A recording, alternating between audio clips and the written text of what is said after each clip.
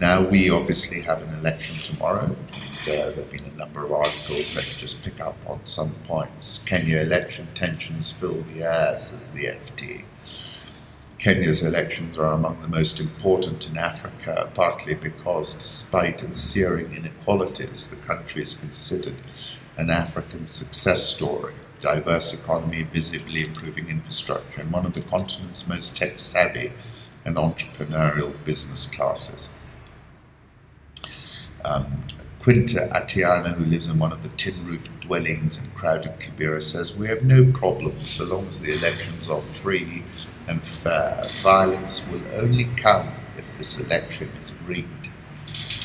Patrick Athara, a political cartoonist and blogger, in reality says the systems stay the same, with the elites looking after their own interests. Politics in Kenya is like a soap opera. It allows people to forget their real problems.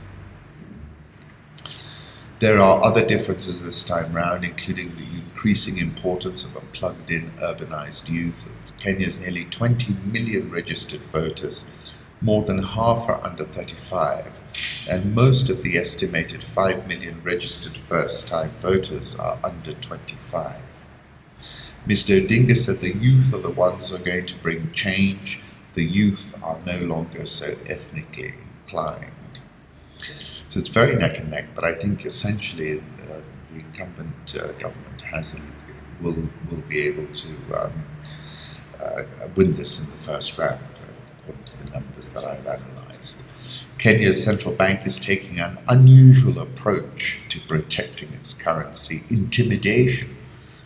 Monetary authorities in Nairobi have been cracking down on selling, hedging, and even making bearish predictions, according to traders and analysts. In a sign of the skittishness, none of 12 market participants contacted by Bloomberg spoke on the record, citing possible retaliation.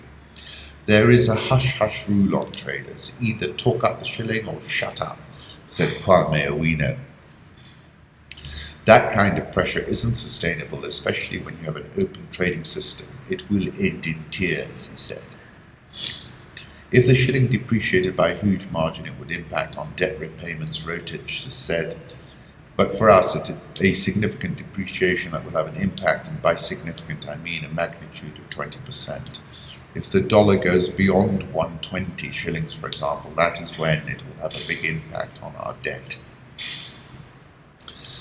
Kwame says, what we need to ask ourselves is this: will this escalate into a crisis, and will that crisis lead to a very big slide? I fear that is what will happen. I don't think it will. Nairobi is becoming a ghost town as the tense and tightly contested election nears.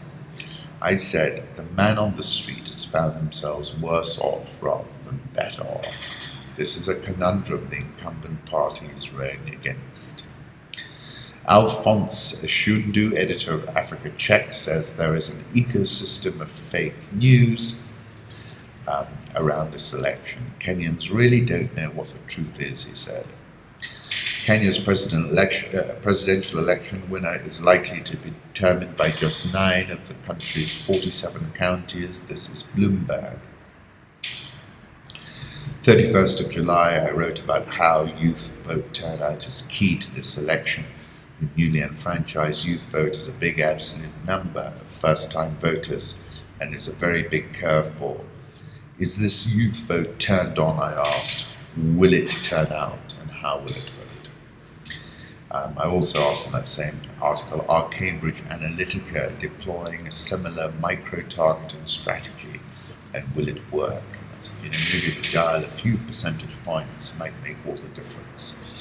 I also said on the 3rd of July that the real economy needs a transparent process, a first-round result, and a gracious loser. That's the ask.